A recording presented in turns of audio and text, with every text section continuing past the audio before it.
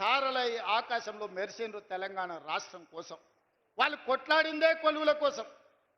2 లక్షల కొలువులు ఖాళీలు ఉంటే ఆ కొలువులు నింపలే. నీ బిడ్డ ఎంపీ కొడిపోతే ఎంబడే ఎమ్మెల్సీ ఇచ్చినావు.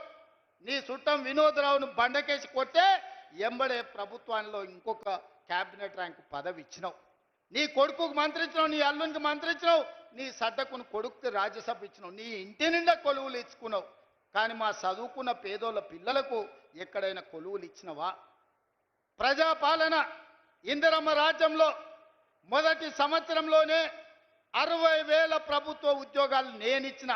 ఎల్బీ స్టేడియంలో లెక్క తప్పంటారని, తప్పుడు కూతలు కూస్తారని కుటుంబాలతో సహా ఉద్యోగాలు వచ్చిన పిల్లల్నే కాదు వాళ్ళ తల్లిదండ్రులను కూడా పిలిపించి ఎల్బీ స్టేడియంలో మేము ఎక్కడ ప్రమాణ స్వీకారం చేసినామో గక్కనే 60,000 మంది ప్రభుత్వ ఉద్యోగాలు కొలువులు ఇచ్చి 60,000 ఉద్యోగాలు ఇచ్చిన లెక్క కట్టుకో.